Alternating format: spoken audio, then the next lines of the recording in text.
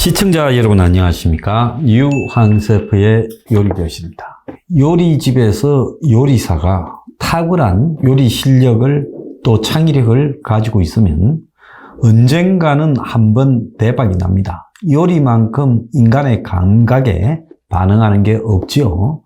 그래서 보편적으로 개인 간의 선호는 있겠지만 맛있는 음식은 결국은 대박을 터뜨리게 된다는 거예요. 그러면 왜 보편적으로 맛있는 음식을 만들지 못하느냐? 자, 요리라는 것은 이 가격, 또 위치, 또 언론, 또 SNS 이런 여러 가지 요건들이 맞아 떨어졌을 때 대박이 나오는 거죠. 많은 요리사가 있지만은 5손가락 안팎에 꼽히는 몇몇 요리사 셰프들만이 TV에 나와서 활동을 하게 되는 것도 같은 이치일 거라고 봅니다. 자, 그런데 한국 영화가 요즘 대박이 터졌습니다. 이번에는 그 칸 영화제에서 한국 영화 2개가 동시에 터졌죠. 하나는 박찬욱 감독이 헤어질 결심이라는 영화로 감독상을 받았습니다. 본인에게는 처음 감독상이었고요. 이창동 감독이 최하선으로 받은 이래 20년 만에 받았습니다. 이미 박찬욱 감독은 이 칸느 영화제에서 올드보이로 심사위원 대상 2등상을 받았죠. 자, 봉준호는 기생충으로 1등상을 받은 바가 있습니다. 또 그 다음에는 박찬욱 감독은 박쥐라는 영화를 들고 가서 3등상인 심사위원상을 받은 바가 있어요. 근데 이번에 이제 감독상까지 받으면서 본인의 이 칸느에 대한 일종의 좀 특화된 재주를 보여주고 있습니다. 그뿐만 아니라 일본의 고레이다 히로카즈 감독이 한국에 와서 송강호 그리고 아이유, 강동원 등을 출연시켜가지고 만든 브로카라는 영화가요. 송강호의 칸느 영화제 나무주연상을 갖고 왔습니다.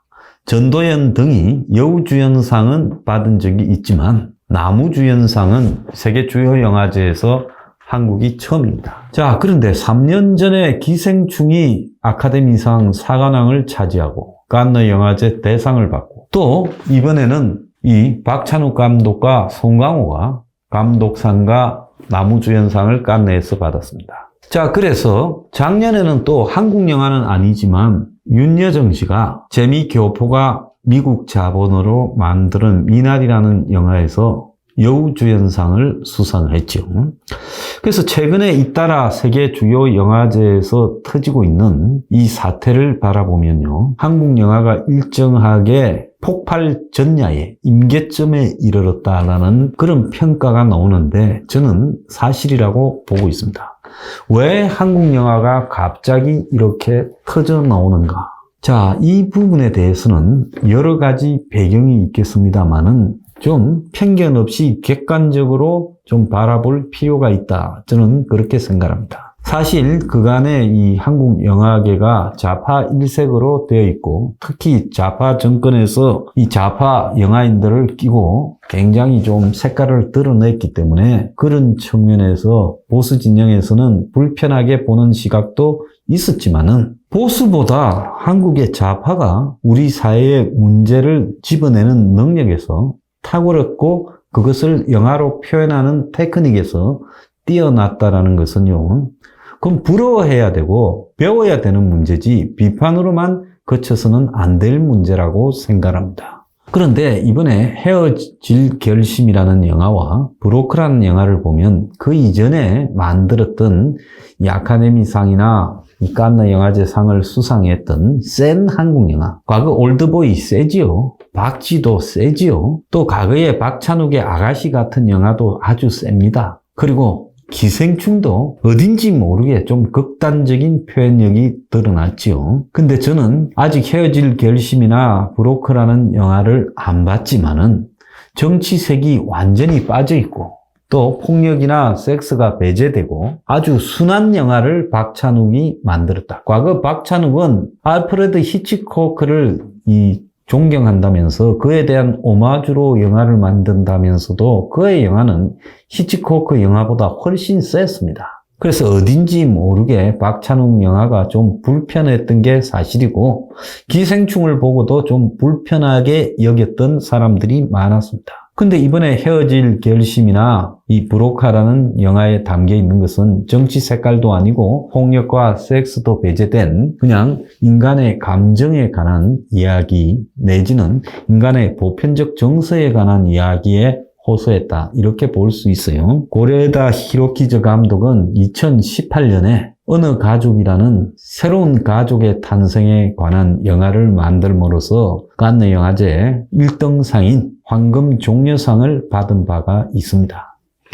자, 그 감독이 한국에 와서 한국어로 영화를 만드는 겁니다. 이번에 박찬욱 감독의 영화에도 중국 여배우 탕웨이가 지금 한국말로 연기하는 장면이 나온다고 합니다. 그래서 한국 영화가 이제 국제화 시대에서 감독이나 배우가 그냥 다 뒤섞여서 만드는 그런 단계에 갔다. 미나리에서도 그런 경향이 보였죠. 자, 그래서 한국 영화가 왜 이렇게 갑자기 성장했나? 그 부분에서 저는 첫 번째로 한국의 복잡한 사회상이 반영이 되었다. 한국 사회야말로 온갖 사회 갈등의 용광로라고 보고 있습니다. 특히 빈부격차, 양극화, 또 계급 차이, 계층 차이가 극명한 사회에서 이 갈등이 영아라는 문제를 통해서 잘 드러나고 있고요. 또 노인 세대에 관한 문제, 또 이번에 브로카처럼 그 어린 애들, 영아 유기에 대한 문제, 이런 것들도 지금 영화에 담기는 수준까지도 이르렀어요. 그리고 불륜, 복수, 스릴러, 심지어 좀비 영화까지 매우 다양한 장르에서 한국 영화가 이제 자신의 장기를 발휘하고 있는 단계에 이르렀습니다. 그래서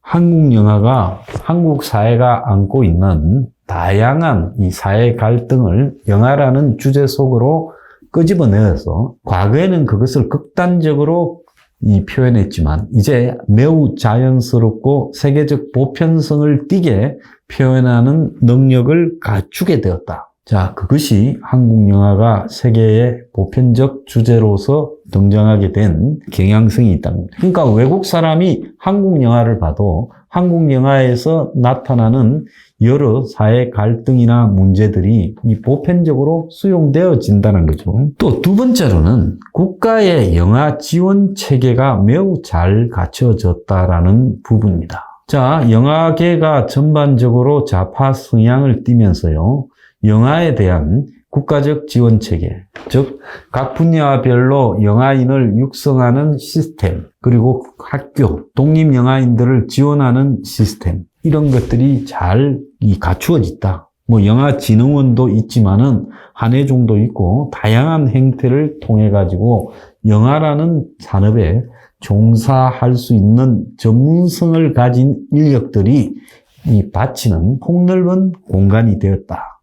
과거에 충무로를 중심으로 이 흥행업자들 중심으로 짜여지던 영화판이 완전히 환골탈태해서 80년대를 중심으로 젊은 영화인들이 영화판에 들어왔고, 이제 그 후에 30년, 40년이 흘러가면서 그 젊은 영화인들이 이제 장인으로 꽃을 피우게 되었고, 그 배경에는 국가적 영화 지원 체계가 갖춰지고, 또 영화 산업이 과거처럼 열정페이식 그런 산업에서 조금씩 이 대가가 주어지는 단계로 가는 과정에서 한국 영화가 실제 이 인풋 대비 아웃풋가 매우 뛰어난 영화를 만들기 시작했다라고 봐야 됩니다. 세 번째는요, 넷플릭스가 들어와가지고 영화판에 영화를 극장에서 보는 게 아니라 TV로 보는 걸로 변질시켰고 여러 가지 문제를 저질렀지만, 실제로 넷플릭스가 한국의 영화판에 돈을 많이 풀고 있습니다. 그래서 코로나 이후에 2년 동안에 사실상 영화계가 거의 괴멸됐는데,